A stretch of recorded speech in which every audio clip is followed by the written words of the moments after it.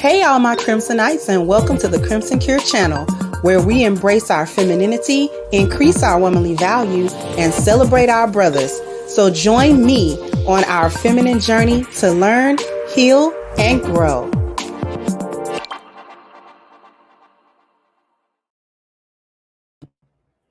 Hey there, my Crimsonites, and welcome to the Crimson Cure channel. I'm your hostess, femininity coach, and author of The Crimson Cure, and this is my perspective. So I'm going to play this clip, and then we're going to talk about it. She didn't say anything, I don't think, that we haven't heard, but these messages just simply bear repeating until they are understood and until the changes happen the way that they should. Here we go. One of the biggest reasons for the divorce rate, because women have become so masculine. Woman gets in her masculine energy. A lot of times she'll be disrespectful to her husband. And men don't do well with disrespect. There's surveys that say that 80% of men say they would rather be alone and unloved than to be disrespected. And see, the feminist movement has taken it so far over the years to, it's not just equal rights anymore. Now it's men are being diminished and devalued and demoralized. What do we need men for? We don't need men. We can buy our own cars and we can vote. We can make our own money, run our own businesses. We can even have babies without men. And that makes men feel awful. A man doesn't feel he has anything to contribute to that woman's life. He's got to move on down the road. The feminist movement is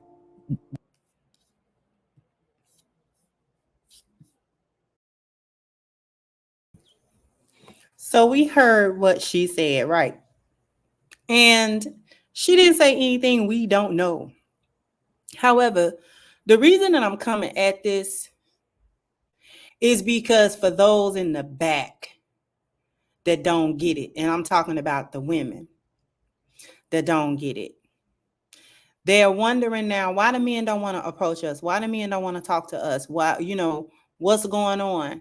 That's because your whole aura that you got from practicing feminism for so long got you in this state of perpetual disrespect to masculinity in general, which plays out in your day-to-day interactions with the men in your life or the men that you're trying to have in your life.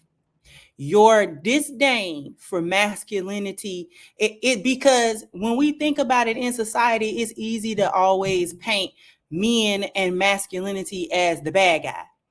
That men are bad. And it's ha ha ha ha. You know what I'm saying? Like it's nobody thinks twice about that sentiment. Men are just bad, like just men. Just like the essence of men. Men are bad, men are dogs, men are evil, men are this or that, and ha ha ha ha ha. And the men are supposed to just accept, oh, well, that's just what it is. And it's like, no, actually, it's not. It's not what it is. And this is, again, this is another reason why I say feminism is a destabilizing agent. And it's a destabilizing agent for society because it starts at the building blocks of what makes a society, and that is the family unit. And the family unit is hindered from being formed when men and women no longer find common ground or reason to connect with one another in order to create the families that go ahead and create the communities that come together as a series of communities to create a society and thrive together as a society as a whole. Societies are not created out of individuals with their individual goals and that, or what people have termed rugged individualism. Societies are not built like that. They are not, that's not the building block of a society. So you automatically tear something down when you tear away the foundation of it. Any building, anybody that do construction, and I don't do any construction, but just common sense, right? Anybody that do any type of construction, first, the foundation must be correct. If you want that building to stand, if you want the integrity of that building, whatever building you building, whether it's big or small, if you want the integrity of that building to stand, the structure to be sound, you know what I'm saying? You don't want all these problems as you build, because you know what I'm saying? You have to settle the foundation. You have to correct the foundation. You got to level it. You got to level the ground. You got to make the foundation something that can actually bear the weight of the structure that it's going to uphold. You have to make sure that, you know what I'm saying? That's the foundation itself is completely stable. It must be stable. It must be level. It must be, you know what I'm saying, able to bear weight. It must be able to, you know what I'm saying, uphold that structure, whatever it is that you're going to put on top of that foundation. If you don't level the ground, if you don't make the foundation out of the type of material that you got to make a foundation out of, if you don't procure that, if you don't make sure of any of that, and then you just start building on top of it, I guarantee you're going to have no end of issue in the construction, if you can even complete it, if it can ever even be completed. Right? I would imagine that's probably one of the worst fears of any contracting or construction company, is to build something and whoever was, you know what I'm saying, actually putting their hands on it to build it didn't make sure that the foundation was right. And so then they just started putting all the other materials on it, trying to put the walls up, and then had to basically either abandon the project or start the project over, which costs so much money and time, because it's like, that's got to be a nightmare. That's got to be every like construction worker's nightmare, that the foundation wasn't good to begin with. So why did we even start trying to put walls up? Why did we even start trying to do, why did we start trying to do that stuff? Who was in charge of trying to make sure that the foundation was right? So when we talk about men and women being the foundational building blocks of a society, the most effective way to tear it down and to make sure that it is torn for generations is to actually disrupt the way in which men and women communicate and disrupt the connection between them by convincing one or both that they don't need the other one. And in this particular case, it's actually easier to convince women of that. And they came to the women for several reasons, but one of which was the main reason is because of the way women socialize. We socialize differently among each other than men do among themselves, right? Men do create bonds and social structures and things of that nature. I'm not saying that they don't, but women do it differently than men do, okay? And it is because they have a tendency to oppose or change an environment if they feel like they have to. And women have a harder time with that.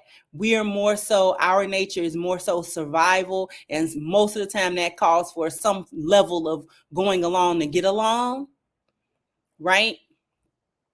And so basically it's followership. Women are more on the follower side than the leader side. And men fall more on the leader side than the follower side, for the most part, generally speaking. So if you want something to perpetuate for generations, you have to infect the women, because the women are going to do what? They're going to pass it to the children, because women do what? They pass culture. Women pass culture. When we look at the human nature, women pass on cultures and men create cultures. So if you introduce something like feminism, let's say, for instance, at some point they tried to introduce the male version of feminism, right? Which people would say is the patriarchy, but not really. Let's say there was a male version of feminism instead. Even if it had some hold for a generation, if it didn't prove beneficial to men, then they would not have continued it. They would have just changed the culture altogether. Like, no, we can't do this, because our foresight and then the experiences that's building up lets us know that this is not sustainable as a cultural like staple. So we can't really do this. The reason that patriarchy works is because it's stable. It works because it's stable, not because it's perfect. It's just stable. Okay? Feminism is not stable. It destabilizes. Okay? So men have, in one way or another, on one level or another, have always created, and when in terms of creating culture, created a patriarchal kind of culture. Some more, you know what I'm saying, extreme than others. Perhaps you can argue that. But it's been more or less patriarchal systems, right, that depend on male dominance and male leadership to create the stability. Stability comes with the bringing of order, and men have a tendency to do that. They have the ability to do it. Women do not have the ability to bring order. So a system was set, a culture was created, and women did not create it. Men created feminism. Certain men created feminism knowing what the effect would be. Okay, I need people to understand that women did not create feminism, because women do not create culture. Women pass on and perpetuate cultures. I'm going to say that again. Women did not create feminism, because if the men who did create it didn't want it, it never would have happened. Because when you think about what it began as, quote unquote, it began as women asking for certain rights. Now, see, when you have to ask for your rights, that means you can't really demand them. That means that you don't have the power to overtake the entity that has your rights at hostage, so to speak. So in other words, women could not physically overcome men in order to say, we're going to take our rights from out of you. Women could not do that. Women have never been able to do that, which is why social systems have been patriarchal, right? Because we can't beat them up. In essence, we can't beat them up. So because we can't beat them up, we can't take power. Power is taken, not given, right? And if somebody do hand you some quote unquote power, you better take a couple of looks at that, because why would they do that? Usually it's going to be negative. I have a negative outcome for you. So there was a group of men that decided, you know what? Yeah, let's do that. And we're going to package it to the women that they're getting something good, that they're getting some rights, and that they're getting this, and they're going to get more of an equal footing in the society, and men aren't going to be able to control them, and yeah, destroy the patriarchy. Yeah, that's all a lie. That's all a lie. Women took that, and as we can see, it has been perpetuating and perpetuating and perpetuating until it is really at this critical point, a critical point of chaos, to where the group of men, the mass majority of men who didn't create the feminist system at all, are the victims of it, really, right? Being pushed and marginalized in society. Masculinity demonized. Oh, it's toxic masculinity. Oh, we need to redefine masculinity. We need to redefine manhood. We need to tell men who they shouldn't be. We get to tell men who they should be. And they got to respect women, but not only respect women, they got to worship women, and they got to, you know what I'm saying? And then you understand it, hopefully. So when you get to a critical point, which is where we are, where it is no longer beneficial nor a good idea, because women have been weaponized in the society against men.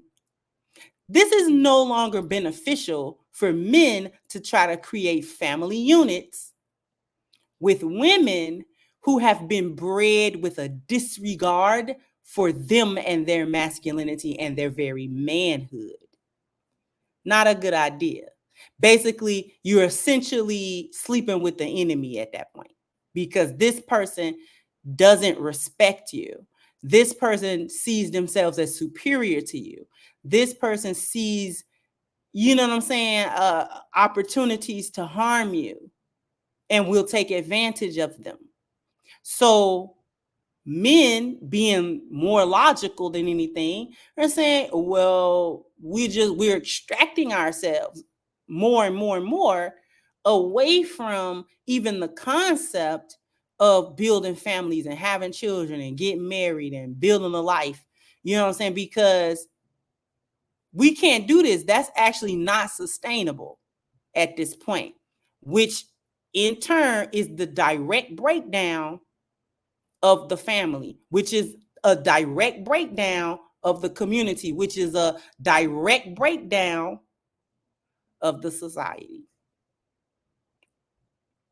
So the entity that created this knew exactly what this was going to do. They knew exactly what it was going to do.